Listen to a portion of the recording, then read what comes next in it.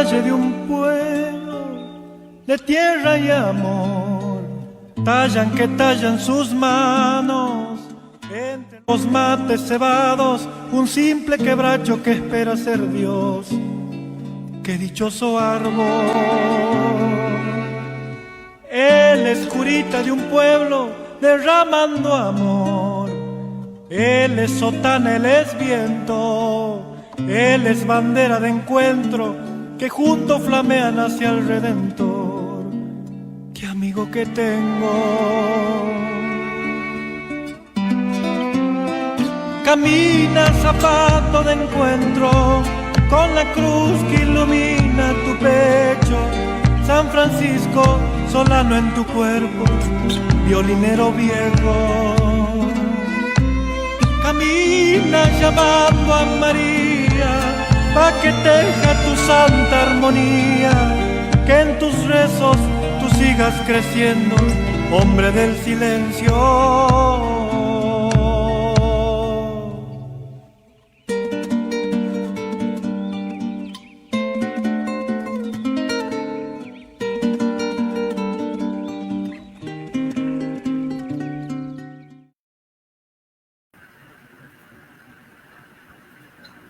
Muy queridos amigos, nos encontramos después de un periodo de vacaciones de este programa, no en mi parroquia, sino solamente en el programa, porque me corrigió muchísimo trabajo. Nuevamente en Zapato de Encuentro, el zapato del misionero que sale a buscar la oveja perdida, a buscar también la verdad en todos los órdenes de la naturaleza, animal, vegetal, verdor, tierra. Todo lo que es verdad son semillas del verbo, se dice, ¿no? Porque es Cristo. Bueno, hoy tenemos un programa muy especial con nuevamente Ricardo Ramón Andrilli, que nos va a hablar de caseros e Ituzaingó. Bueno, pero antes quería hacer la presentación. Él habla muy bien, la verdad es que es muy entretenido, así que agradecemos su presencia. Bueno, también quería contarles que estamos próximos a la canonización de la primera mujer argentina, María de Paz y Figueroa. María de Paz y Figueroa, sí. Entonces, nos estamos preparando con algunas cosas lindas que estemos grabando, ¿no? Entre otros, la nueva canción que hizo un gran escritor, poeta, que además personifica a una viejita muy humorística, ¿no? Doña Jovita. Se llama José Luis Serrano.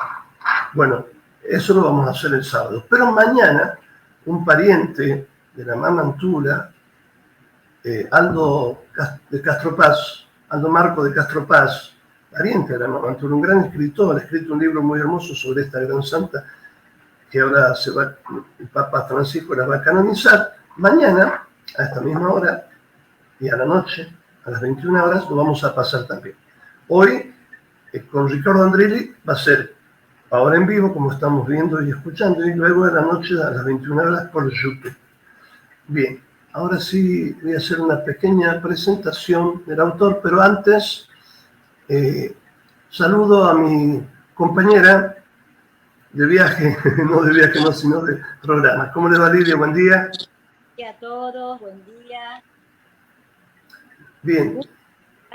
Un gusto estar conectados otra vez por este medio. Perfecto. Alguien hizo una manito. Seguramente que sus hijos. Bueno, le cuento que ahora mismo voy a leer algo sobre Ricardo, ¿no?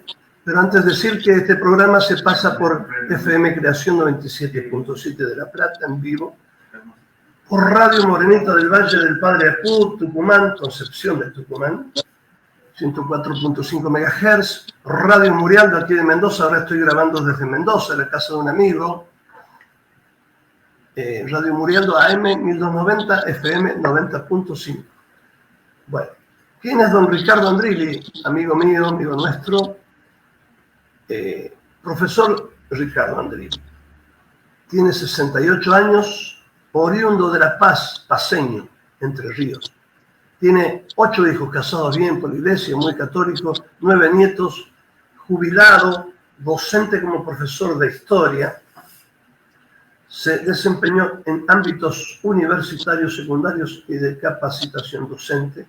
Ha expuesto en congresos y jornadas sobre temas históricos y políticos. Ha escrito en las revistas Verbo, Gladius, Cuadernos Monásticos Benedictinos y en Diario El Día de Paraná. Bueno, ahora sí, con ustedes los presento a don Ricardo Andrighi. ¿Cómo le va? Muy buenos días, Ricardo. Buen día. Bueno, hola Padre Agustín, buenos días a toda la querida audiencia, Zapato de Encuentro, un gusto estar con ustedes y compartiendo estas reflexiones sobre verdades históricas. Verdades a veces no dichas y que duelen, pero que siempre edifican el alma. Perfecto. Que hay que Bueno. sacar luz, ¿no es cierto? ¿Cómo le va Lili? Creo que Lili es usted, ¿no? Sí. Lidia, Hay que sacarlas a la luz. A Lilia. ¿Cómo le va a Lilia que dice? Muy bien. se escucha bien, ¿no? ¿Se escucha bien? Perfecto. Bueno, queríamos saber de qué se Sí, trata, perfecto, Lidia. perfecto. Yo ya saludé, así que estoy a disposición de usted. Lidia, por favor, usted Ajá. aborda el programa esta vez. Sí, la voz de Lilia por ahí no la escuché muy bien. No me No. escuchó. La voz de Lilia no No la sé. escuché muy bien, pero bueno. Ajá. No se escucha, Perfecto. Lidia, bien, no se escucha. O sea, se corta, Lidia, no sé por qué. Recién se escuchaba. A Sí, ver, pero ahora sí, ahora sí. Ahora Ahí sí, está. ahora se escucha. Ahora sí. Bien. Pero estoy un poco, Bueno. estoy bien de distancia, padre. Cuando estoy muy lejos, ¿no? Póngase más cerca, entonces, ¿qué va a hacer? ¿Qué va a hacer? Bueno. No, yo le decía, profesor, grandes verdades que no se dicen, Sí. ¿verdad? Nos va a decir usted. Sí, Todo, y sí, todo también lo que pasó. los claro. Y bueno, después el prohombre de la historiografía liberal, historia oficial, que es Bartolomé Mitre, habla de las mentiras a designio, así que también en este sentido ya es una cuestión que está programada. Así es. Así es. Bueno, Cuéntenos. ¿quieren que empecemos un poquito con esto? Sí. ¿Dónde empieza, digamos, el problema de ¿Por dónde Casero? empezamos? Bueno, vamos a... Empezamos. Sí, no, en realidad esto es, y si no se termina hoy del todo, no importa, se seguirá en otro programa más adelante, porque es una cuestión muy compleja, como le dije al padre en alguna oportunidad.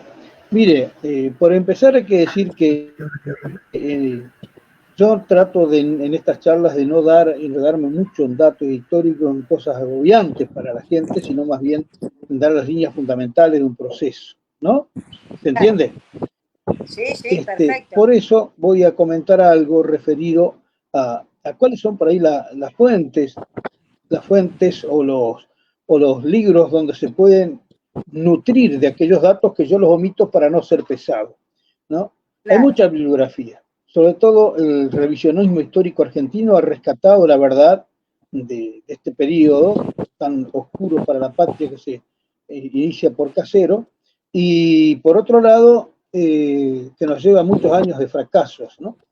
Pero no es solo el revisionismo, también se pueden citar a otros autores inclusive liberales, autores que estuvieron al lado de Urquiza, e inclusive historiadores que han investigado sobre Urquiza. Por ejemplo, fíjense lo que dice una persona, al terminar la cita, le voy a decir quién es. El 13 de octubre de 1852, desde una carta escrita desde Chile.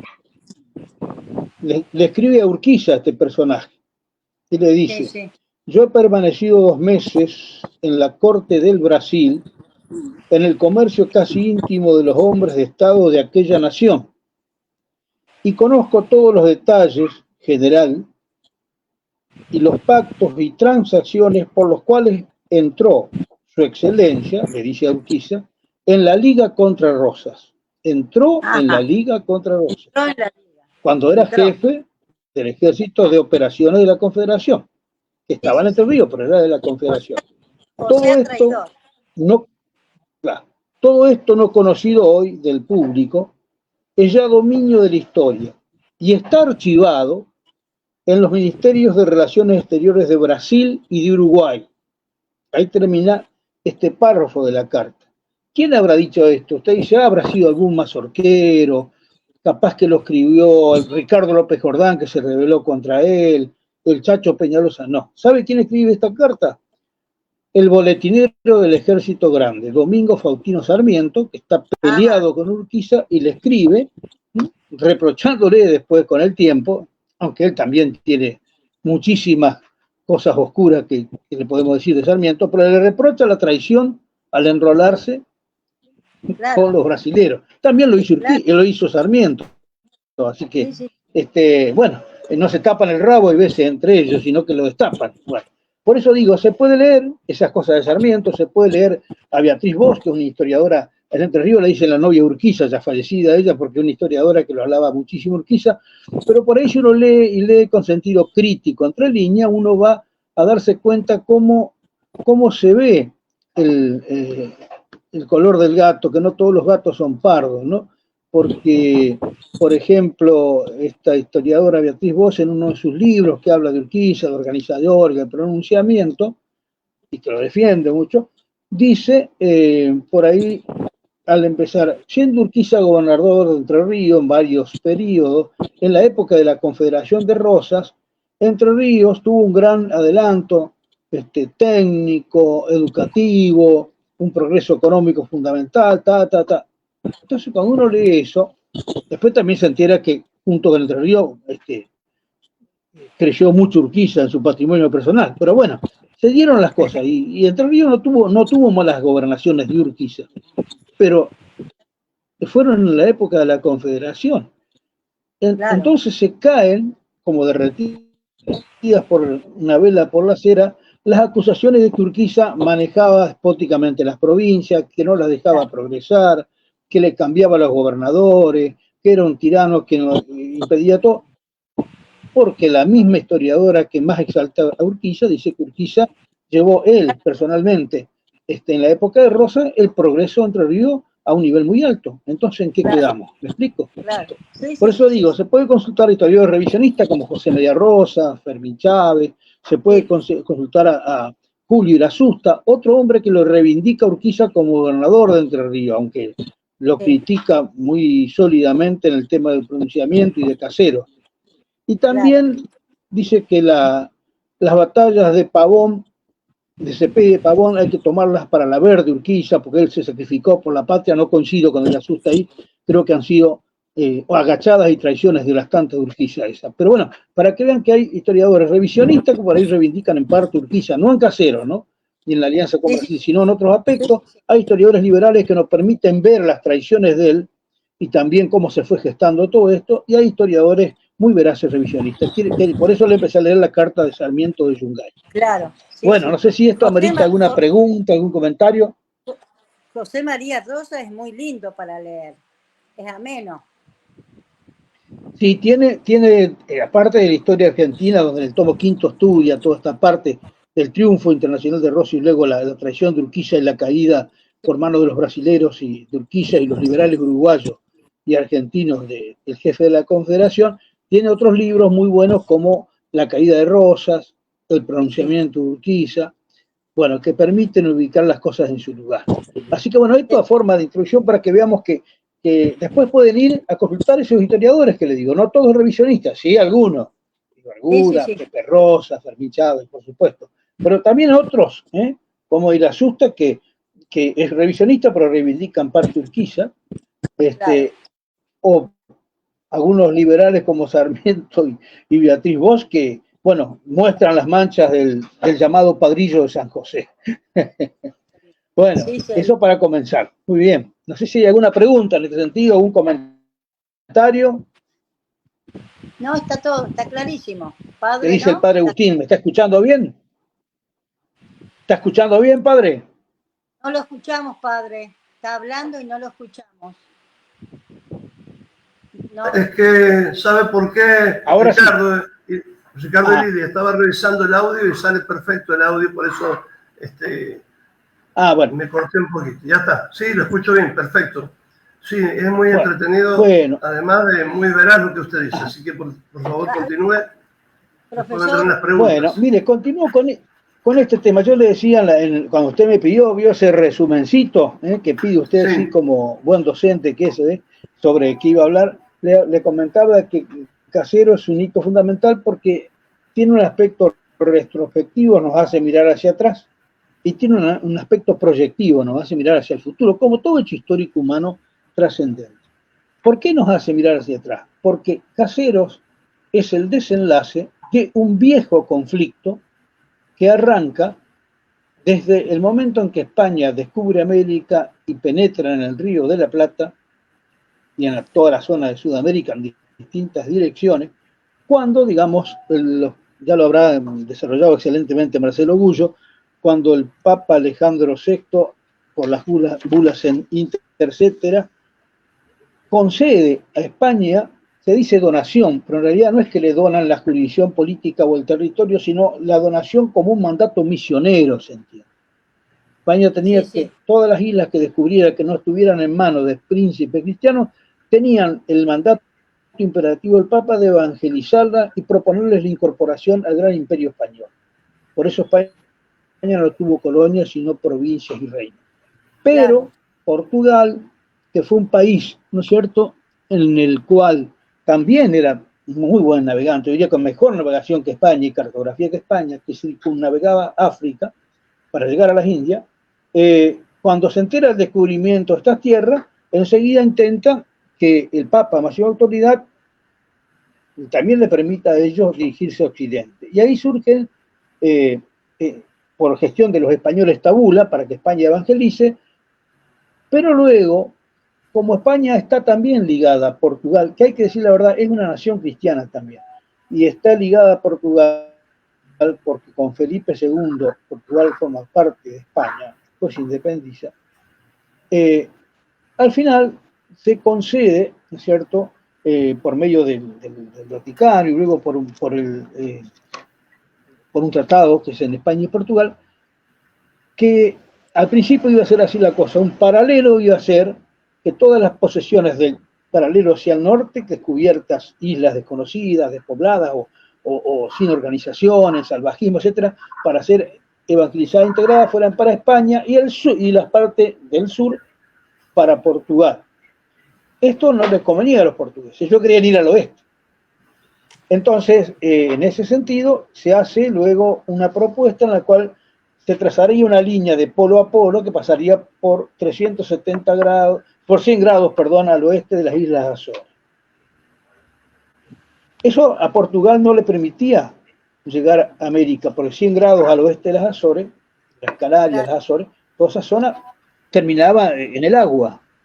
Claro. La parte occidental a la cual oriental, perdón, a la cual tenía derecho Portugal, mientras que toda América quedaba para la exploración por parte de España. Sí, sí. España, por condescender con Portugal, que tenían buenas relaciones, estuvo integrada y todo, comete un gran error, pero por bondad y generosidad. El Tratado de Tordesillas, a los pocos años, por lo cual corre la línea, en vez de 100 grados hacia el oeste de las Azores, 370 grados. Y ahí sí, Portugal tiene derecho a la punta este de lo que es hoy Brasil para establecer sus dominios, sus colonias, sus dominaciones. Segundo error que tiene España, aparte de firmar el Tratado de Tordesillas, es que toda la parte que estaba después de esa puntita que le quedó a Portugal, y que era el Amazonas y todo lo que es hoy Brasil, era español. Pero España no se focaliza ahí, se focaliza en la zona de México, en la zona de la Gran Colombia, en la zona del Imperio Incaico, en la zona del Virreinato Río de la Plata, hasta la zona, digamos, de Río Grande, de Misiones Orientales, y no penetra más allá de la tierra que era de ellos. En cambio, los brasileños constantemente hacían excursiones de los mamelucos o los bandeirantes hacia los dominios españoles para extraer indios, que junto con los negros que ellos importaba de África, les servía a sus propiedades y cafetales para trabajo de mano esclava. Y aquí hay que hacer una aclaración. Portugal tiene una política expansionista constante sobre los territorios españoles. ¿Mm? Y otra aclaración, Portugal se distancia de alguna manera de esa cosmovisión cristiana, no totalmente, pero en parte en su política exterior, porque está prácticamente desde el siglo XVI, XVII en total alianza con Inglaterra. Inglaterra es imperialista, Inglaterra es comercial.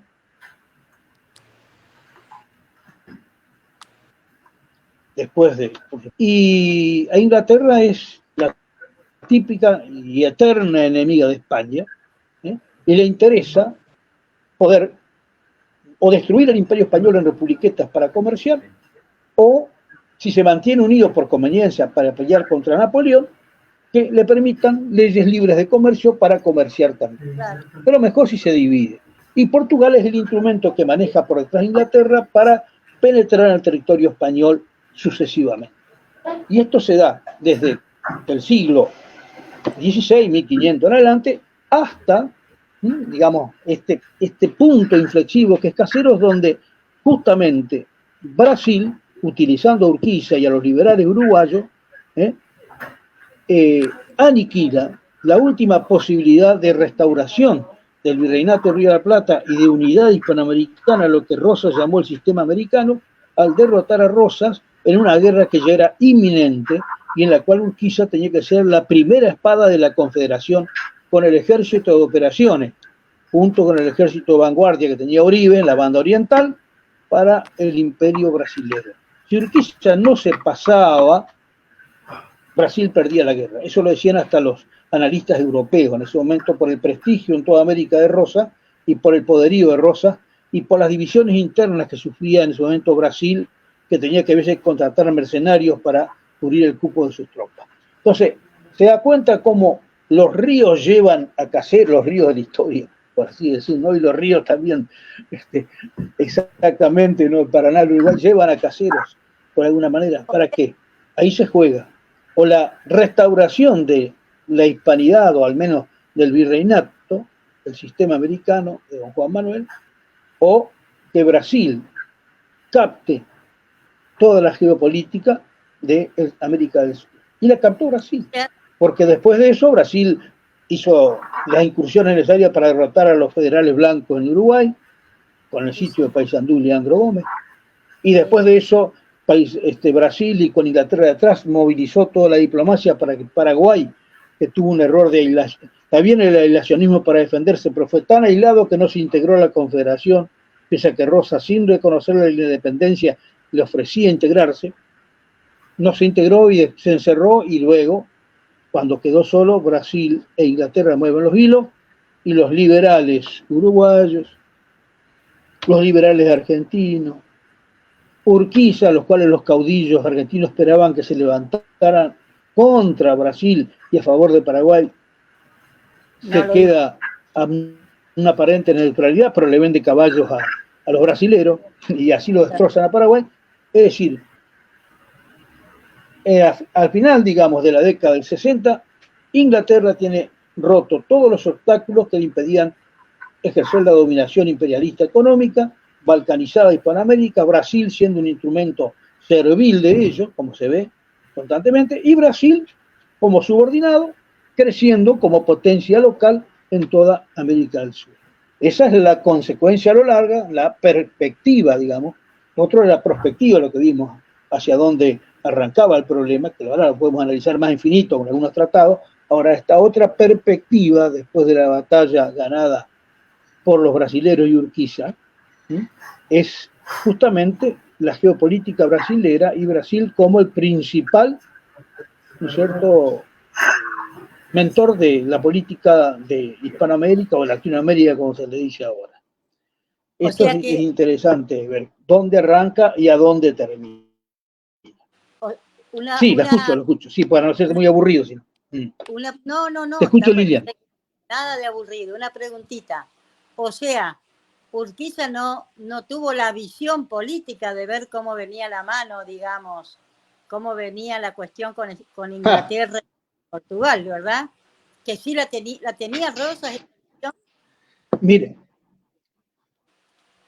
Mire, aquí entramos en otro tema, ¿no es cierto? Entramos en otro tema. Yo trato de ser, porque el tiempo es breve, porque esto para hablar de esto teníamos que estar 3, 4 programas leyendo documentos y cosas así, intríngules muy, muy distintos.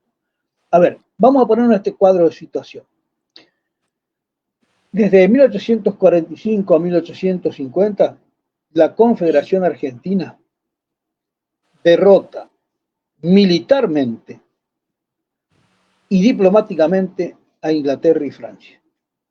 Sí. ¿Cómo las derrota? Con el bloqueo, con la vuelta obligada, si bien fue una derrota militar en ese momento, pero fue un triunfo moral. Además, toda la escuadra que sigue hacia el norte es cañonada. Sí, los humilla encima, los humillan. Permanentemente en el Tonerero, en el Quebracho, vuelve desarmada, los barcos ingleses y franceses al garete, todos saben. Sí. Tanto es así que se dan cuenta las potencias que no se puede con las fuerzas de don Juan Manuel, digamos, no se puede obligarlos a lo que ellos querían. ¿Qué es lo que querían estas potencias? Hablaban, como siempre hablan los imperialismos, ¿no? Que ellos quieren la libertad, la libertad, la libertad. Sí. No la libertad como un medio para un fin, que para eso la puso Dios en nuestro libre albedrío, sino la libertad como un fin en sí mismo. La libertad de los libertarios. Y perdonen si a alguno le cae el saco.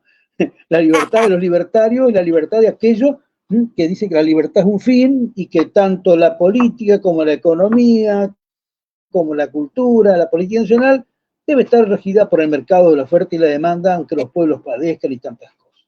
Entonces, ¿qué querían los ingleses y los franceses? Querían que los ríos interiores fueran considerados como mares. Sí. Sobre todo los ríos interiores que unían a distintos países. Y eso no es así según el derecho internacional. No, claro. Vaya usted a Estados Unidos o a Inglaterra a meterse con sus barcos en el Támesis o en el Mississippi. Claro. Lo sacan a cañonazos si no quiere autorización. Son ríos interiores. Entonces, don Juan Manuel plantea lo que planteaba el derecho internacional siempre. Los ríos interiores de un país son soberanía exclusiva de ese país. Eso no quiere decir que el país, si le conviene, deje entrar a buques extranjeros para comerciar. Pero el país lo decide con sus leyes y sus beneficios. No que entra el buque como si fuera un mar abierto. Tal cual.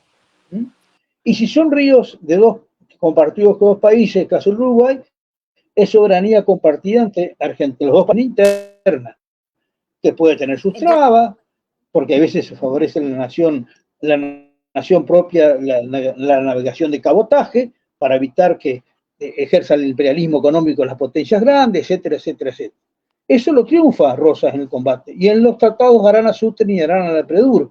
Y eso hace que San Martín le deje el sable a Rosas por haber defendido la soberanía de la manera que lo hizo. Bueno, pues bien, ante esto, ¿qué pasa? Siempre está dicho por el lado de la historia oficial y oficiosa, 2 o 3 cosas que son equivocadas o analizadas parcialmente. La política de Rosas como representante de las relaciones exteriores, según el Pacto Federal, y desde 1850 votado por todas las legislaturas provinciales como jefe de la Confederación Argentina, encargado de las relaciones exteriores en virtud del Pacto Federal, la política de Rosas es una política económica, sobre todo con la ley de aduana de 1835, una política proteccionista, es decir, con impuestos de importación y exportación, establece Rosas un sistema que impide que se perjudiquen las nacientes industrias nuestras, sobre todo del interior, del oeste, del centro, impide, digamos, que las provincias sean invadidas de productos extranjeros, pudiéndose producir acá, salvo aquellos que no se pueden, a los cuales se los deja entrar con ciertos impuestos, y de esa manera empiezan a florecer industrias en el país. Para no ser largo, la zona del litoral de Entre Ríos no era una zona industrial como lo era el interior, Córdoba, Santiago, Tucumán, etcétera, sino que era más bien una zona fundamentalmente de vías de comercio, de ganadería, y a lo sumo de algunas industrias como astilleros en Corrientes, como saladeros en la zona de Entre Ríos, que eran casi todos de Urquiza, etcétera. Y a los saladeros y a la carne le convenía, bueno, que hubiera un comercio de mayor por así decir, flexibilidad para entrar y salir en los productos y tener metálico para comercializar. Entonces, ante los bloqueos que por ahí entorpecían, ahí está la parte de verdad, la prosperidad del litoral por el sistema de bloqueo y de proteccionismo, Rosas, y hay un libro de Elsa Bonura, muy bueno que explica la política económica de Rosas, Rosas establece envíos de giros compensatorios a Urquiza, como jefe del litoral, por esa política momentánea de guerra por la cual no podía comerciar sus productos como él quería. Hasta ahí todo bien, porque en realidad, inclusive Urquiza podía tener una aduana provincial libre o una salida libre como lo establecía el Pacto Federal. Pero ¿qué pasa? Que Urquiza comete un gran error. A él le interesa llevar carne no solo a Montevideo, a la campaña de Montevideo, sino a la misma ciudad sitiada donde estaban los ingleses, los franceses, los italianos, todos los enemigos de la Confederación. Comerciaba con ellos. Y de Montevideo, además, de Montevideo conseguía oro, hay veces en pago, o muchas veces también traía manufacturas a Entre Ríos, que eran extranjeras, europeas, las vendía a las provincias, pasando por encima la ley de aduana que regía para todo el país. Claro. Entonces, ese comercio, en épocas en las cuales estamos en guerra con los orientales amigos de Brasil, guerra con ellos y unidos con Oribe del Federal, llevarle carne a los enemigos, comprarle mercadería extranjera para perjudicar nuestra industria, fugar el oro, hay veces de Entre Ríos hacia Montevideo, donde se cotizaba muy alto el oro, se podía canjear y hacer triquismiquis comerciales. Cuando Rosas toma conciencia de eso, saca 2 disposiciones donde prohíbe en Buenos Aires recibir mercaderías de Entre Ríos que tengan mercaderías extranjeras y prohíbe la extracción de oro hacia Montevideo. Esas 2 cosas afectan, no lo vuelven pobre Urquiza, pero ponen las cosas en su lugar. Claro. Entonces ahí, a la pregunta suya, ¿Urquiza sabía, no sabía? Aquí hay una división muy grande en Urquiza. Urquiza es un caudillo, temperamento, por conducción militar, tuvo muy buenas batallas a favor de la Confederación, pero también Urquiza es un estanciero y un comerciante, donde Entre Ríos es un gran feudo para él. Con la diferencia de que Rosas, que tenía Saladero, cuando asume el poder público, deja sus negocios privados, se desliga de ellos, los deja en manos de sus familiares, y no sé si los llega a vender a algunos de ellos para ocuparse de la hacienda pública. Urquiza no se desliga de nada, sino que hace andar el progreso de Entre Ríos y la hacienda pública al tuntún con sus comercios. Entonces, en él se da la división, una división psicológica, que no se puede permanecer mucho si no se es esquizofrénico, entre el caudillo y el comerciante con sus negocios. Claro. Y eso se lo voy a demostrar en 2 minutos, con 2 actitudes del general Urquiza, para que usted vean, donde por un lado en una aflora el caudillo y por otra aflora, que es la que triunfa, después lleva a casero, el burgués estanciero y comerciante. Fíjense que la Confederación prácticamente había roto las relaciones con Brasil, se venía la guerra con Brasil después de derrotar a Inglaterra y Francia, que era la última, para lograr el predominio del sistema americano por encima de las potencias extranjeras y de Brasil. Y como le digo, el mayor espadón de esa guerra iba a ser Urquiza. Entonces, ¿qué hace Brasil? Que ve que se le viene negra. Y bueno, viene negra la cosa, pero hay por ahí algunos rumores que inventan los unitarios y que inventan otros, que hay un general argentino que a lo mejor se pasaría a Brasil, y tal cosa, y podía, si Brasil entra en guerras con Argentina, por lo menos permanecer neutral, etcétera, etcétera, etcétera. Entonces empiezan a tantearlo, quizá, ¿no? Sobre todo en sus intereses, las ventajas que tendría si derrocaría al tirano Rosa, en el libre comercio, si establecería una constitución de tipo liberal, con todas esas cositas. Pero quizá todavía tiene esos temores morales muy buenos,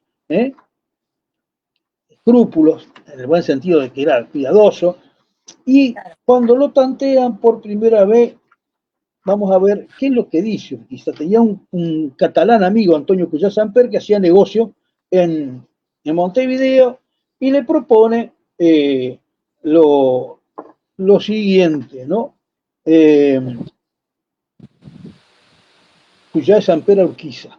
Este Cuyá Samper se entendía con los de la ciudad de Montevideo, enemigos de Rosas, todo unitario exilado, y con los diplomáticos brasileros. Dice así en una carta que envió a Urquiza: me consta de una manera positiva que el encargado de negocio Brasil en esta ciudad recibió órdenes de su gobierno para averiguar si en el caso de una guerra con los Estados del Plata, o sea, con Rosa, podría contar con la neutralidad de vuestra excelencia, de Urquiza. Contar con la neutralidad del jefe del mayor ejército argentino, porque el ejército de operaciones no era, estaban entrerrianos, había muchos entrerrianos, había caballería entrerriana, sí, pero era un ejército nacional confederado. Había correntinos, había municiones y pertrechos que vinieron de Buenos Aires y de otras provincias. Vamos a ver que las provincias todas, menos Corrientes y Urquiza, rechazan el famoso pronunciamiento que nunca se pronunció cuando se dice. Dice además adelante Cuyá en otra carta: han llegado a más grandes cantidades de dinero remitidas por el Banco de París de Rothschild. Miren ustedes quiénes estaban detrás de los montevideanos y los franceses y los brasileños. Los agentes de Francia, etcétera, etcétera, bueno, etcétera, etcétera. Y miren lo que dice, lo que responde Urquiza a este primer tanteo. Dice: si la mira esto es Urquiza contestándole a Cuyá y Sampé y a los que lo tanteaban, a ver.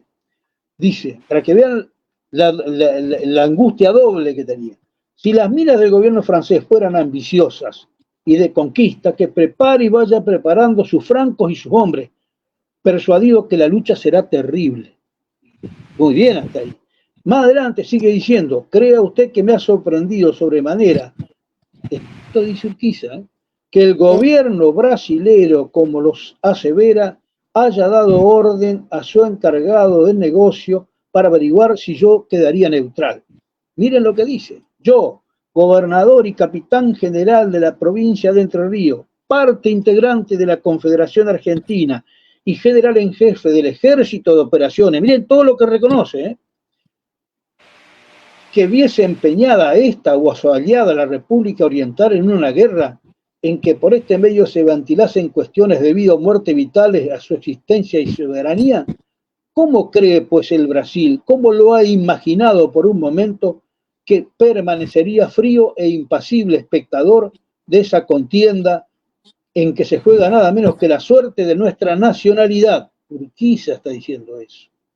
O de sus más sagradas prerrogativas, sin traicionar a mi patria, sin romper los indisolubles vínculos que a ella me unen, y sin borrar con esa ignominiosa mancha mis antecedentes. El gabinete imperial, al expresarse así, me ha inferido una grave ofensa, suponiéndome capaz de faltar a mis santos y obligaciones, deberes que siempre los he llevado a cabo. Debe el Brasil estar cierto que el general Urquiza, con 14.000 o 16.000 valientes entrerrianos y correntinos que tiene a sus órdenes, sabrá en ese caso que ha indicado lidiar en los campos de batalla por los derechos de la patria y sacrificar, si fuera necesario, su persona, sus intereses, fama y cuanto posee. Esto lo dijo el 20 de abril. Sí. El 20 de abril. 10 días después, aparentemente, está el pronunciamiento y la ruptura de relaciones exteriores. Es decir, ¿cómo se entiende? ¿Cómo se entiende esto? El caudillo enardecido, y se entiende de una manera en la cual un diplomático brasilero,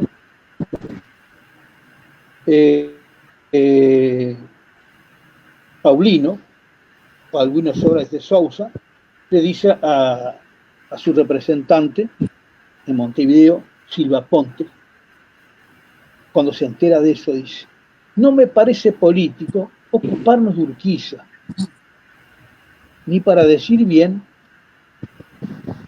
ni para decir mal. Después que se enteró de esa reacción de Urquiza.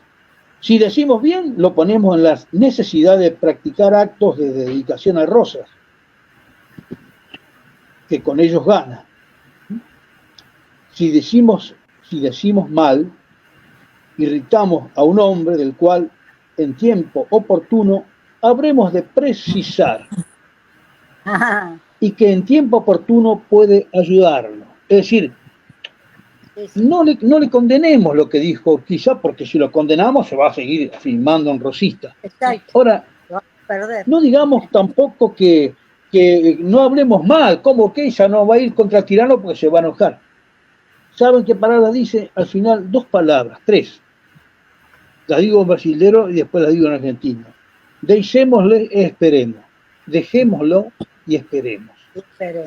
Él conocía que Urquiza, aparte de caudillo, tenía grandes intereses económicos, unido a Montevideo, a Inglaterra por detrás, a Brasil, y que era cuestión de saber tocar la cuerda floja del burgués estanciero para que él realmente cediera y entrara en eso.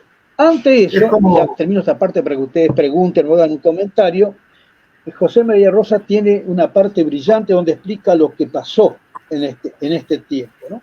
A ver, ya le digo cómo lo podemos explicar acá. No quiero leer mucho, pero tengo que leer algunas partes porque son muy objetivas. Ante ese choque de cosas, Rosas cometió un error y Urquiza cometió otro error. Porque Urquiza no se pronuncia hasta último momento. El 1 de abril redacta ahí un pronunciamiento, pero queda medio escondido, lo lee medio entre poca gente. No es que se publicó por todos lados de manera bulliciosa, como dice. No vamos a entrar en detalle, ya está probado eso. ¿Por qué? Sí le exigía que se pronunciara. Ya le había sacado a Rosa el manejo de las relaciones exteriores, pero que ahora se pronunciara contra él a favor de una alianza. Urquiza no se pronuncia. Ni para un lado ni para el otro. ¿Por qué? Porque Urquiza cree que Rosas le va a aflojar en las prohibiciones de vender carne a Uruguay, a Montevideo, y en las prohibiciones de sacar oro desde Entre Ríos para Montevideo para hacer negocio. Porque Rosa va a decir, es la principal espada que tengo. Si yo le doy ese changüí y le permito eso, él no va a dejar de ser el jefe de la espada argentina y pelear contra los brasileños porque yo le permití ya algo que lo hace reflotar más todavía en sus negocios. Eso creía Urquiza. Pero Urquiza desconocía que Rosas era un hombre firme en sus principios éticos y que no iba a permitir un chanchurrio por más que le costara la traición de su principal espadón. Él mantenía una política nacional, no iba a vender parte de la política nacional para mantener un espadón burgués. Ese es el error que cree Urquiza, que Rosa le iba a permitir, y Rosa no le iba a permitir. ¿Y cuál es el error que comete Rosa? Creer que Urquiza, aunque perdiera algo en sus negocios, no iba a traicionar a la patria y aún perdiendo algo en sus negocios, iba a permanecer fiel siendo el jefe de operaciones contra Brasil. Entonces, ni Rosa le aflojó a Urquiza, ni Urquiza se mantuvo fiel. Eligió por las conveniencias burguesas y se puso a la rastra de Brasil. Por más que digan que él fue digamos, el que vino, que estuvo en Casero, que hasta autoridades por ahí en los discursos dicen, en realidad quien maneja toda la operación es Brasil, que derroca a los federales en Uruguay, que hace sumar a los federales contra su voluntad al ejército grande, que pone la flota naval brasilera en el río de la Plata, el río Paraná, para que pueda cruzar el río Paraná, que además pone una cantidad considerable de hombres, para que la infantería y otros más, para que ayuden a la caballería Urquiza, y de esa manera lo derrotan a Rosas en una batalla, la batalla de Casero. A ver, hasta aquí la respuesta a tu pregunta, Lilian. ¿Por qué? Urquiza sabía, sí sabía, cómo era la cosa. Pero Claro. no basta para obrar bien el saber. Vamos a contradecirlo un poquito a Sócrates, aunque sea exagerado eso. Sí, basta tener una idea de la virtud, del bien y del mal, pero después está la voluntad Claro. y las pasiones. Hay gente que sabe muy bien, como el diablo, sabe muy bien quién es Dios. Tiene una fe terrible el diablo, mucho más que nosotros, pero no ama ni espera. Claro. ¿Qué más? Y por Bueno, otro lado, el diablo, quizás sabía tomar la mano. y por otro lado, el diablo siempre entra por la parte débil de nuestros vicios, ¿no? De nuestros desórdenes, y ahí nos agarra. Ahí Exactamente, estaba la La parte plata. de exactamente, nos agarra por ahí. la parte de Urquiza es el dinero, ¿no? Es, ¿o no? Interés Sí, sí, el económico. dinero, el dominio, y es una El cuestión, dominio. sí, y una cuestión, digamos, sí, que en perspectiva también lo domina, porque, por ejemplo, él, después de la derrota, ya estábamos en la perspectiva hacia más adelante, después nos faltarían leer los tratados previos a Casero, que es una entrega terrible, ¿eh? Y algún detalle más de la batalla, pero siéndonos así, jugando con el tiempo, y si hay preguntas que alguien hace, ustedes me la transmiten, o si ustedes quieren hacerme, también me las pueden hacer. ¿Hasta qué lo tenemos? ¿Hasta las 12? Sí, tenemos hasta las 12. ¿Hasta las 12 y 12 cuarto tenemos? también. Sí, sí, sí, 12 y cuarto también. Bien. Bueno, no, estamos bien. Pero fíjense un detalle, ¿no? Después de eso, los mismos que han venido con Urquiza, llámese Sarmiento, Mitre, Alcina, todos los liberales, empiezan a despreciar a Urquiza porque ven en él a un gaucho montrenco del interior. Tanto que le escribe a Rosa Urquiza mandando una carta donde dice: temo ser eliminado por los mismos a quienes yo he exaltado en el poder, ¿no? Claro. Bueno, y entonces ahí nos encontramos, ¿no es cierto?, con esta situación. El enfrentamiento entre Urquiza,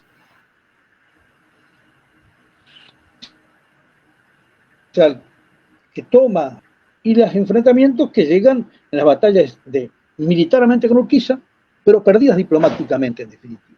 Porque los porteños, después de Cepeda, logran que ellos pueden modificar la constitución que se dio en Santa Fe. Constitución, por otro lado, copiada del libro Las Bases de Alberdi, y de esta a su vez de la constitución de Yankee, y algunas francesas también. Y los consejos de Alberdi, al cual ahora se lo cita mucho, con palabras como estas, por ejemplo. Traigamos descendencia nórdica para que fecunden a nuestras mujeres, así, para que fecunden, como si fueran padrillos, ¿no? O toros sementales a nuestras mujeres, ya que la sangre española o de indios es incapaz de libertad, y no así la sangre inglesa. Hay que leer el libro Las Bases, o decir, hay que traer ingleses, porque la máquina inglesa, la máquina de vapor inglesa solamente corre con la sangre inglesa. No, es esta etapa de Alberti tiene muchas etapas, algunas buenas. Esta etapa es bochornosa. Es la etapa en la cual se inspiró la Constitución del 53. Hay que leer el librito de Pepe Rosa, no los representantes de que hablan de los constitucionalistas, para ver cómo fueron manejados por Urquiza, por dos o tres nada más. Bueno, entonces, ¿qué pasa? Viene el enfrentamiento entre la Confederación decaída, a lo cual los porteños llaman los 13 ranchos, la Confederación debilitada, los gobiernos rosistas que habían rechazado el pronunciamiento, muchos de ellos renuncian, otros se lo hacen fusilar, otros se adhieren al programa de Urquiza porque no les queda otra como proyecto federal, digamos, que ya saben que está aguachentado. ¿Y qué hace Urquiza? Y bueno, en Cepeda les permite reformar la Constitución gratuitamente. Y en Pavón, teniendo la batalla ganada, se retira el campo de batalla. ¿Qué había pasado? Y muchos hablan de una entrevista la noche previa con Mitre, en el campamento de Urquiza, en un barco inglés, lo que sea, donde Urquiza pactó la entrega de la batalla de Pavón.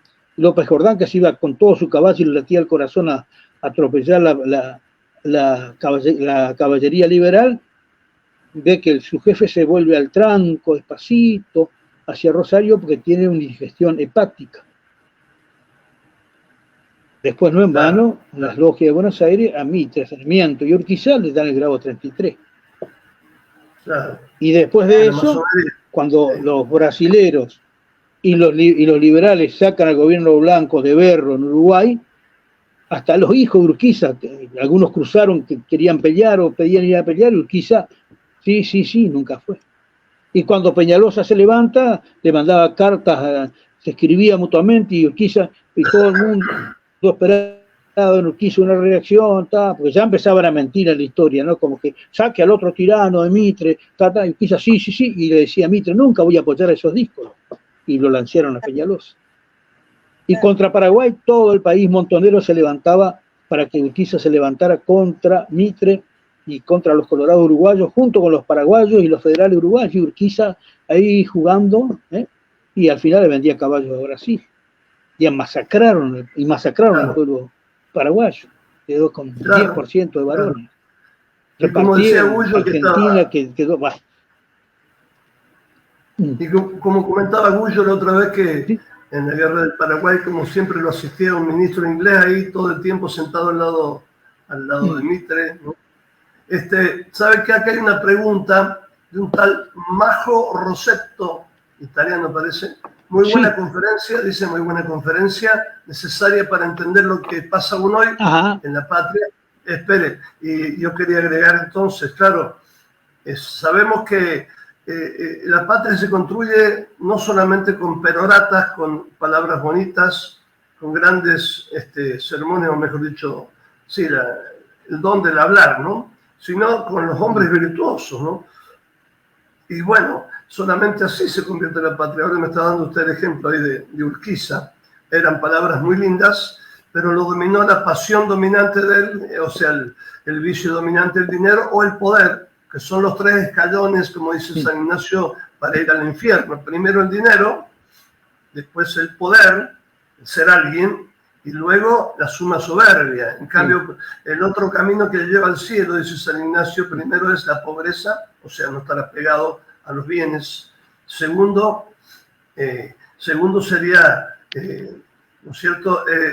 Bueno, saber ser capaz de sufrir batallas o humillaciones o lo que sea, con tal de ser fiel a Dios. Y el tercero, la suma humildad. Bueno, me fui muy para el lado teológico, pero más o menos por ahí anda la cosa, ¿no? Porque lo vemos siempre en la historia de nuestra patria, los hombres verdaderos son los que son virtuosos, ¿no es cierto? Bueno, y esta pregunta que me hace este hombre acá, Rosetto, muy buena, dice, necesaria para entender lo que pasa aún hoy en la patria. Algo se puede decir de lo que todavía se transparenta en la patria, pero que después será más evidente. Sí, se puede decir algo, digamos, porque es muy importante, digamos, ver todo esto. A ver, ¿cómo podemos explicarlo? Bueno, termino con la idea de que después de Casero, Urquiza fue el hombre de las grandes traiciones y por eso muere asesinado en la Revolución Jordanista, aunque López Jordán nunca lo mandó a asesinar, sino lo mandó a tomar preso. Pero había algunos federales que estaban ahí que le tenían mucha hambre con las traiciones, y como Urquiza cuando entró la partida ya estaba medio arreglado con algo de la guardia aparentemente, con la idea de tomarlo prisionero, buscó una escopeta, empezó a defenderse y se armó la trifulca y lo carnearon, como se dice, con todo respeto por la expresión que se usa en esas líneas. Sí. Y así mueren, ¿no? Ahora, fíjese un detalle que te voy a decir. Decía ese gran pensador tradicionalista Vázquez de Mella que la patria es el patrimonio, la herencia que recibimos de nuestros mayores. Entonces, hacer actual ese patrimonio y engrandecerlo es tarea de los que formamos parte de la nación, los que hemos nacido acá. Entonces, uno tiene que saber ver y buscar, si bien solamente en la historia, salvo la humanidad santísima de Cristo y la Inmaculada Concepción, ningún ser humano nació sin la marca del pecado, porque el mismo Bautista fue santificado en el vientre de su madre. Si todos tienen luces y sombras, aún los santos han pasado por... Entonces, uno cuando quiere construir el presente, dice, no hay que mirar hacia adelante, este progresismo estúpido, dejar de lado esto, abrirnos al mundo. Nunca vamos a hacer una nación digna si no miramos el ejemplo de los venerables muertos que nos han dado el patrimonio. y el testimonio. Usted me habla de Mamantula, lo recién, también ella hizo la patria. Entonces, cuando uno ve, y no quiero meterme yo ni usted en política actual partidaria, en su programa y nada, pero una cuestión que es público conocimiento. El actual presidente del país, cuando estuvo en Caseros en un acto, habló: estoy en el lugar en donde el libertador Justo José Urquiza derrotó al tirano sangriento Rosas, dándonos la libertad y la constitución del país. Ignorante. Lo menos que hay es una mala formación e información.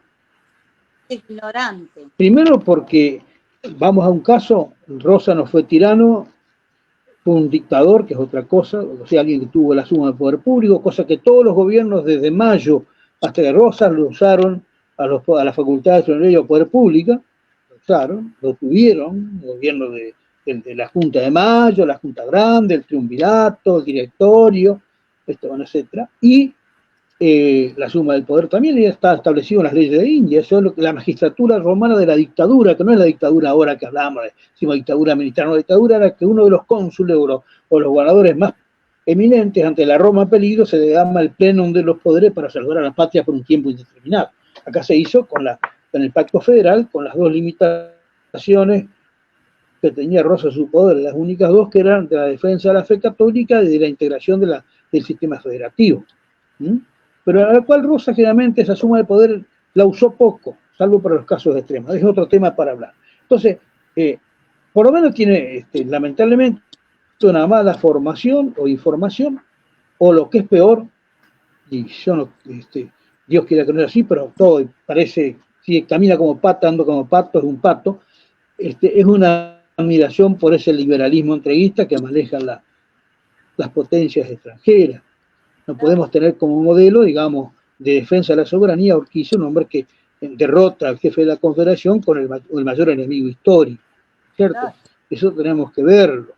Es decir, y lo peor, como dice por ahí, creo que el padre Castellani, creo que dice, que haya habido traidores en la historia de las naciones, eso no tiene que asombrarnos, pero lo que es asombroso, como pasa en Argentina, que edifiquemos estatuas a los traidores y mantengamos escondidos a los patriotas. Entonces, en ese sentido, si se pone a estos arquetipos del liberalismo feminista, contrario a la tradición hispano-católica y a la tradición federal, como modelos en el país, lo que nos van a dejar no va a ser un país de tradición católica, federal, hispanoamericano, sino en todo caso un apéndice de las potencias mundiales, según la opción que se elija. Esto es claro. Según los modelos que uno tiene, así se inspira. Esto es lo que le contesto al amigo hablando de las consecuencias de Casero hoy, ¿cierto? Miren, escuche, bueno, creo que esa pregunta queda por lo menos respondida con esto, ¿no?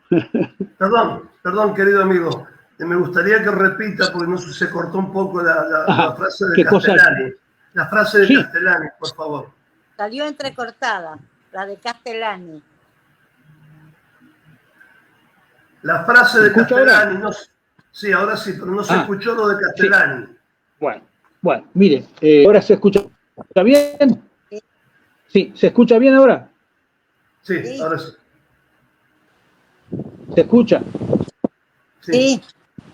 Bueno, Castellani dice que no hay que extrañarse si un país levanta estatuas a sus traidores. Perdón, me equivoqué. No, rectifico nuevamente. No hay que extrañarse que en un país haya traidores. ¿Está? Sí. Eso no es extraño. Entonces, no. ¿Sí? Sí. Lo que es extraño, dice Castellani, ahora va la segunda parte, es que acá en Argentina se levantan estatuas a los traidores y se esconden a los patriotas. Exactamente. ¿Quedó claro? ¿Y se esconden a quién? A los patriotas se esconden. Traidores en toda la historia. ¿Cómo? Sí, eso es. Que se esconden a los patriotas. Vuelvo a repetir, lo digo clarito de vuelta. No es extraño que en Argentina, como en toda parte del mundo, haya traidores. Siempre lo hay y lo va a haber hasta el fin del mundo. Lo que es insoportable, lo que es extraño, es que en nuestro país, además de haber traidores, se hacen estatuas a los traidores y se entierra, se expulsa, se los oculta a los patriotas. ¿Dónde terminó San Martín? Perseguido por Rivadavia en Boulogne-sur-Mer.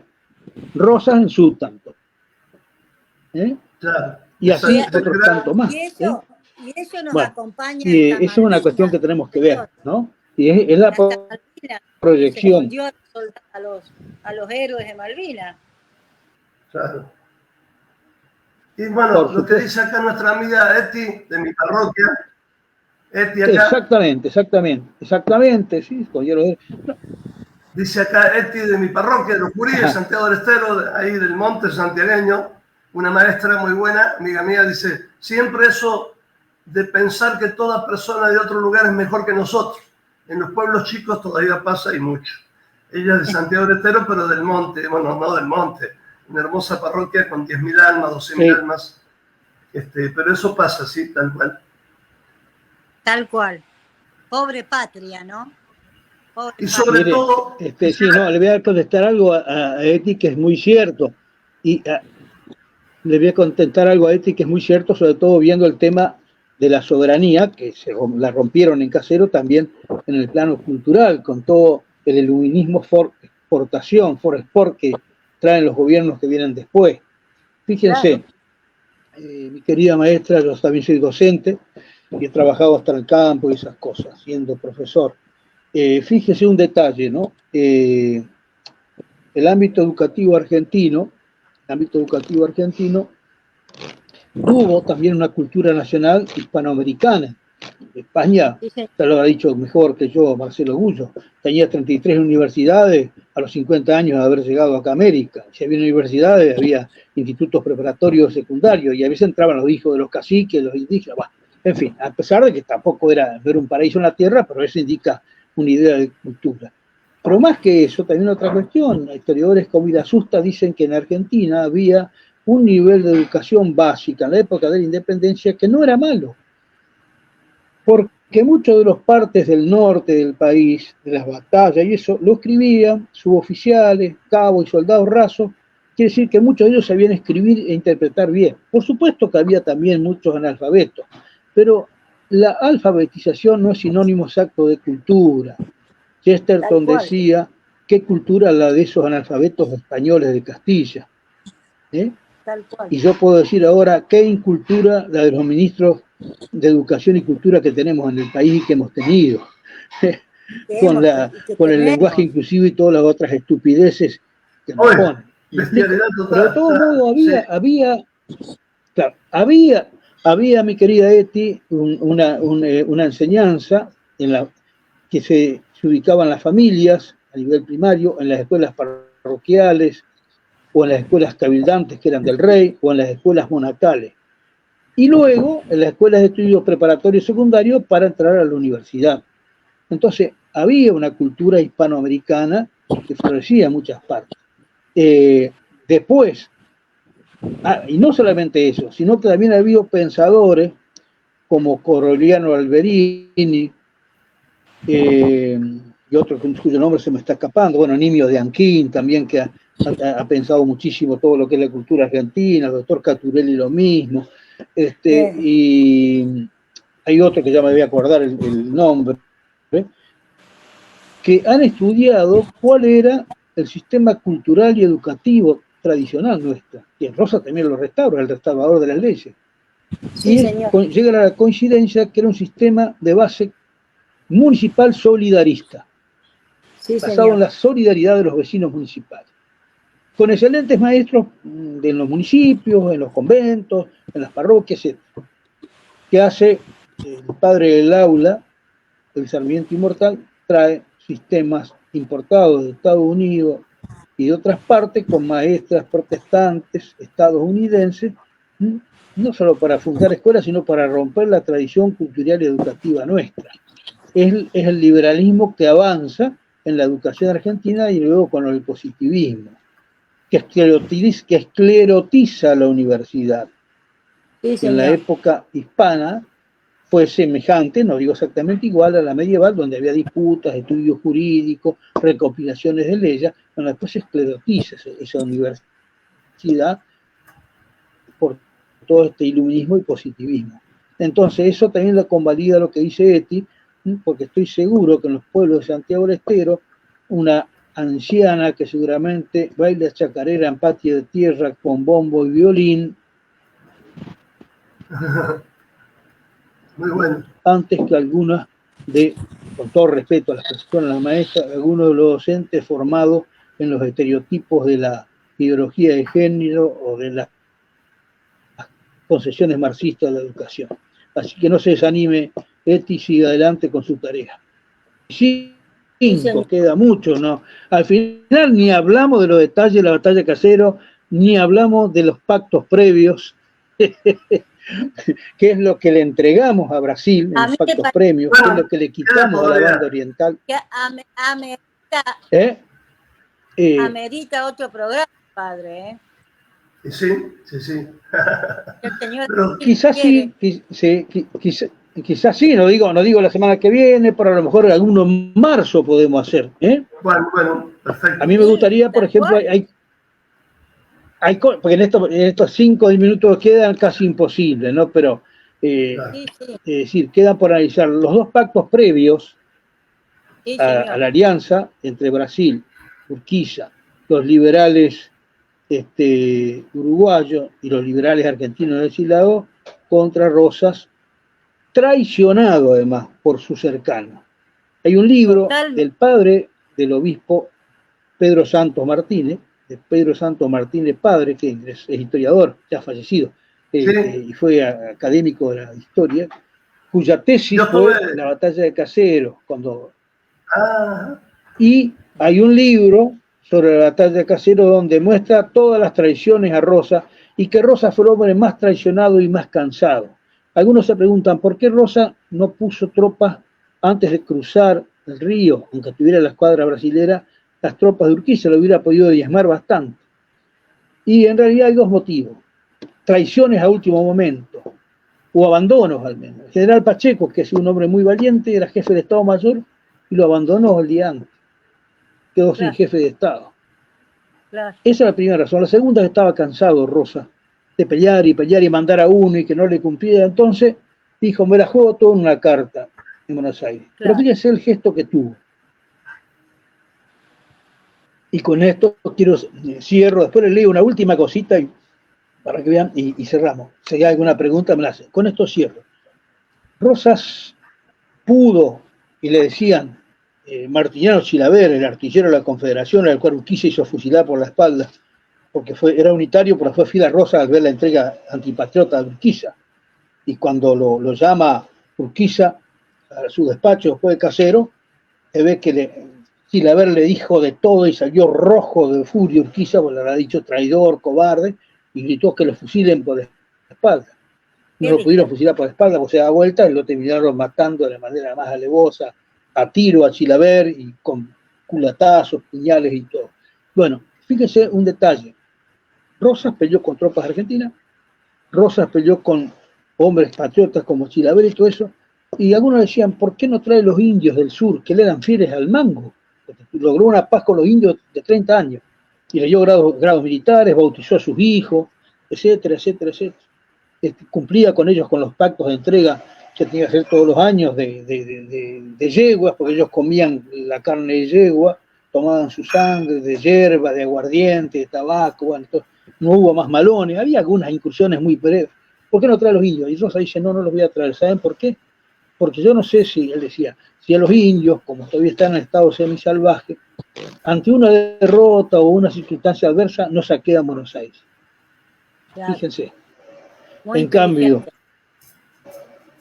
después de la derrota de Caseros, todo el camino que iba de Palermo a Buenos Aires estaban colgados por orden de Urquiza los federales del batallón Aquino, al cual lo habían matado esos federales porque esos jefes lo querían ir a hacer contra Rosa. Esos jefes, los soldados lo depusieron y se escaparon de Urquiza para venir a servir a Rosa. Urquiza los hace colgar a todos porque no se aliaron con ellos, sino que defendieron a don Juan Manuel. Veamos la diferencia. Y Buenos Aires fue saqueada hasta por brasileños y todo eso. Entonces, esto indica también mucho. Esto indica también mucho de lo que venía después de Caseros. Después estoy abierto a las preguntas. voy a leer acá algo que escribió alguien. Dice, no es extraño que haya traidor a la patria, pero lo que es extraño es indignante que pase siempre en el día donde se levantan estatuas. Bueno, está la frase de Castellani, ¿no? Sí, eso que escribió, sí. Sí, no, pensé que había escrito alguien. No, perfecto. Sí, bueno, Castellani, igual que Fermín Chávez, decía que la diferencia entre unitarios y federales, patriotas y antipatriotas, es una cuestión teológica, no solo política. Interesante eso.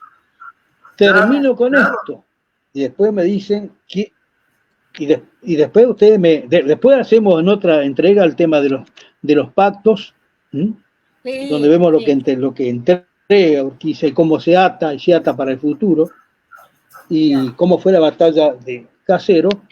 Revancha de Ituzaingó, que fue un triunfo hecho por Alvear y otros generales en el 1827 sobre los brasileros en los campos de Brasil en la guerra de Argentina y Brasil por la reincorporación de la banda oriental. Y ese triunfo militar, al igual que el de Juncal en las aguas, y otros más, ¿no?, que hubo por parte de Brom con la escuadra argentina, los buques, pese a que ganamos esa batalla contra Brasil y podíamos avanzar más, debido también a la impericia y o traiciones, digamos, cuando de Rivadavia dice que él se autojustifica como que no se dio cuenta de algunas cosas, pero bueno, pero lo que sí es que Rivadavia, que estaba, manda a Manuel José García, después de haber triunfado en Ituzaingó, en Juncal, a hacer un pacto para recuperar la banda oriental, que los mismos habitantes querían, y Manuel José García se las concede a los brasileños. Eso le cuesta la renuncia a Rivadavia, que él dice que no, yo no di esas instrucciones, y bueno, pese a que habíamos ganado en Ituzaingó, perdimos en la diplomacia con los unitarios. Y lo peor, el ejército Ituzaingó, que estaba impago, etcétera, pero dirigido por jefes unitarios, como la Madrid, la Valle, y el mismo Alvear, que después fue embajador de Rosa en Estados Unidos. Rosa hacía jugar para el país a uno de los más embromados como Alvear. Porque Alvear tuvo la gloria de Ituzaingó, pero antes había ofrecido a Argentina a Gran Bretaña en 1815. Bueno, esos jefes, amigos de Rivadavia y de la logia, cuando vienen, son los que provocan la muerte de Dorrego. Entonces, claro. Bueno, pero Ituzaingó fue una gloria, un triunfo nuestro. Y Brasil, ¿cuándo entra en Buenos Aires después de Caseros? El 20 de febrero, aniversario de Ituzaingó. Y está dicho en la correspondencia de sus ministros y en los fastos de los libros de historia que Ituzaingó es que Caseros es a revancha de Ituzaingó. Lo dicen ellos, los historiadores. Sí. Bueno, claro. Ya vamos a ocuparnos una próxima de manera detallada, bien, con fuentes documentales, estas dos cosas. Los pactos, la batalla y las consecuencias, ¿no? Bien, bien. Ahora les quiero leer una cosa nada más. Y después, ya para terminar justito, para decirle, para que adivinen quién lo escribe. Tanta aberración he visto en estos años, como si dijeran que el emperador ha sentado plaza en el ejército de su excelencia, para corresponderle el servicio que le hizo, lleva en la cabeza al emperador de Brasil, una carta que le dirigen a Urquiza. Como tuvo su excelencia la petulancia de decirlo en barbas del señor Carneiro Leao, enviado exterior del emperador. Urquiza se paraboñaba de que él le conservó la corona al emperador, al derrocar a Rosa. Se me caía la cara de vergüenza, dice quien escribe, al oírle a aquel enviado referir la irritante escena y los comentarios. Este hombre que escribe escuchó decir a un enviado de Brasil, sí, los millones con que hemos tenido que comprarlo para derrocar a Rosas. Todavía después de entrar en Buenos Aires, quería que le diese 100.000 duros mensuales. Que Brasil le diera 100.000 duros mensuales a Urquiza después de entrar a Buenos Aires. ¿Quién escribe eso? El mismo Domingo Faustino Sarmiento en la misma carta que hiciste. Entonces esto no es que un revisionista loco, nazi, retrógrado, tarado, dijo eso. Se lo dice Sarmiento a Urquiza. ¿Cómo se dice? A confesión de parte, relevo de prueba. Profesor. Exacto. Bueno, aquí terminamos, por lo pronto. Si hay preguntas, lo escuchamos. Ajá. No, escuchamos a Lidia. No, les quiero Sí. decir algo. Quiero decir esto nada más. Sí, Capaz que usted comparte. sí. Yo digo, ¿qué personaje Sarmiento para estudiarlo, ¿no? Fíjese Sí. que en Facundo uno termina él lo escribe en contra de Facundo y uno lo termina admirando a Facundo. No sé si me Claro. entiende. Sí. No, lo que pasa es que inclusive lo que dicen algunos críticos literarios y eso. Sí, hay muchas cosas, algunos critican algo y otros no, en cuanto a lo literario, pero muchos dicen, en el caso del Facundo y de otras de su obra, que fue genial muchas cosas que puso como literato. Y tan Sí, genial que esa descripción antagónica entre Córdoba y Buenos Aires y claro. Facundo y los otros liberales es para terminar admirando a Facundo y a la Córdoba del interior, ¿no es cierto? Mire O sea, como literato no hay que dejar de leer. ¿eh? Yo estoy en deuda, yo no lo he leído casi, salvo algunas frases horripilantes que ha dicho y que un cura revisionista una vuelta me pasó que es para morirse. Algún día la vamos a leer, ¿no es cierto? Pero también es cierto, como dice algún historiador, se puede estar a favor o en contra de Sarmiento, pero nunca sin Sarmiento, porque existió. Entonces, es bueno, no, pero no para admirarlo, es bueno para leerlo y rescatar lo que literariamente tiene bien, que en realidad le cae el salivazo a él, Claro. porque como literato le sale la educación solidarista que él recibió en sus pueblos natales. Exactamente. Y en la política y en sus últimos escritos le sale todo el iluminismo antinacional que vivió después. Usted sabe que yo soy correntina. Muy bien. Y en mi pueblo hay una estatua Me parece de Sarmiento. bien. Hay Ajá. una estatua de Sarmiento que ¿Qué vuelta pueblo y es suyo? media aparece de cabeza ¿Qué en pueblo el es de río. usted? Montecaseros. Montecaseros, al sur de la provincia. ¿Qué aparece? ¿Una estatua? Vuelta y Sí, media. sí, le conozco, yo soy de La Paz, que estoy cerca ahí, así que... Claro, somos vecinos. La estatua de Sarmiento aparece en el río, que la llevan los muchachos y lo tiran. Sí, sí. Porque él dijo Sí. que ni el polvo de No, sí, eso ha pasado. quería llevar en sus zapatos.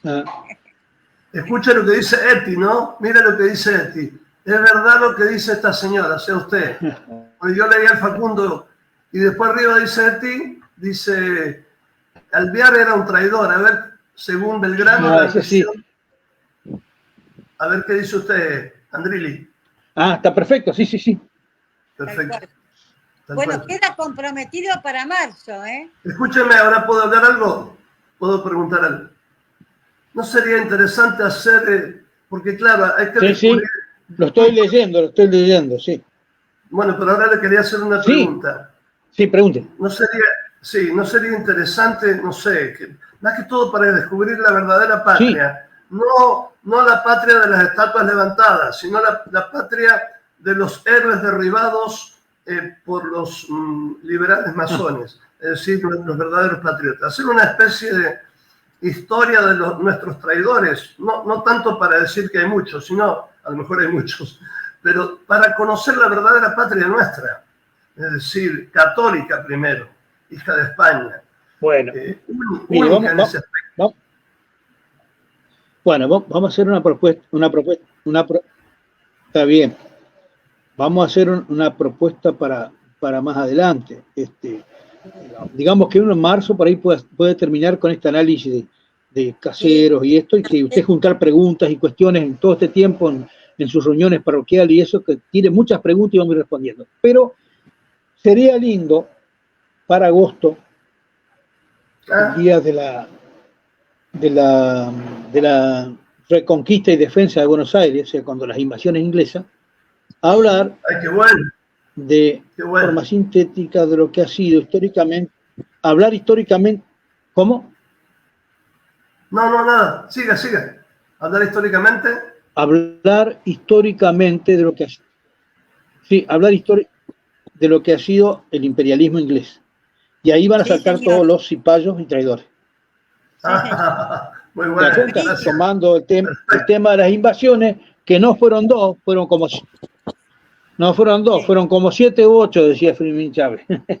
Después la vamos a nombrar. Bueno, Justamente, muchas gracias, ¿eh? Gracias. Bueno. Muchas gracias.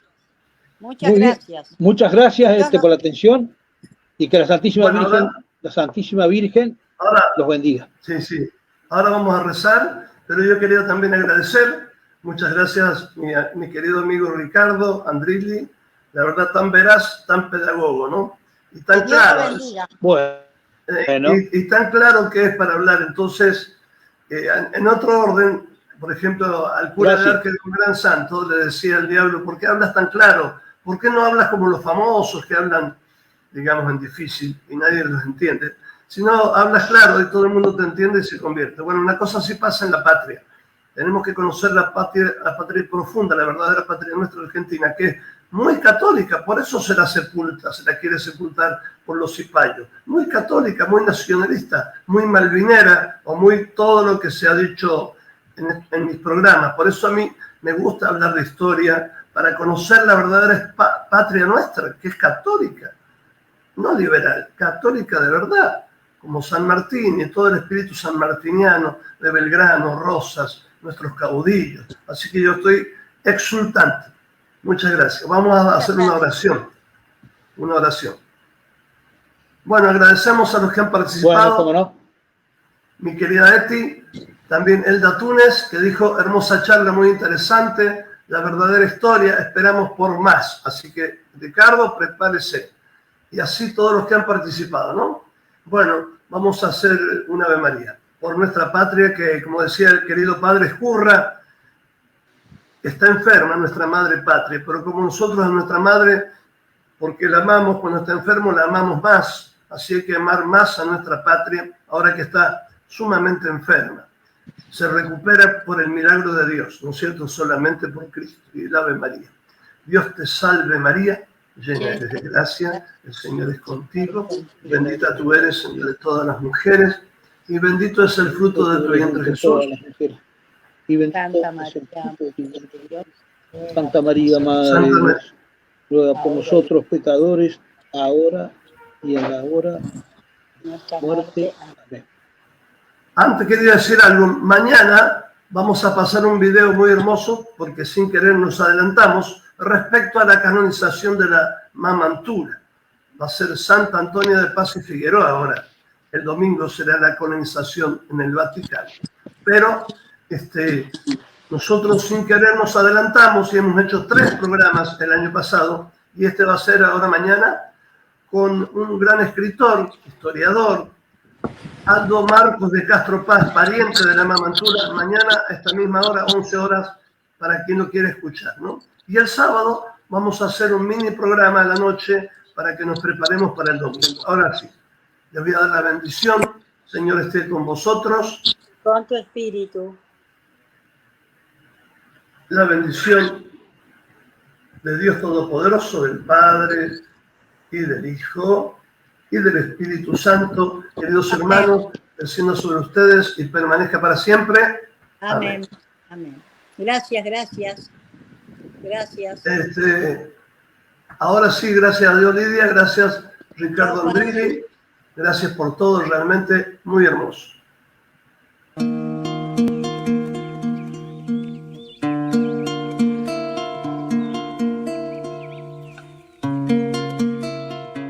Entre las calles de un pueblo de tierra y amor, tallan que tallan sus manos. Entre los mates cebados, un simple quebracho que espera ser Dios. ¡Qué dichoso árbol! Él es curita de un pueblo derramando amor. Él es sotana, él es viento. Él es bandera de encuentro que juntos flamean hacia el Redentor. ¡Qué amigo que tengo! Camina zapato de encuentro con la cruz que ilumina tu pecho. San Francisco, solano en tu cuerpo, violinero viejo. Camina llamando a María, pa' que teja tu santa armonía, que en tus rezos tú sigas creciendo hombre del silencio.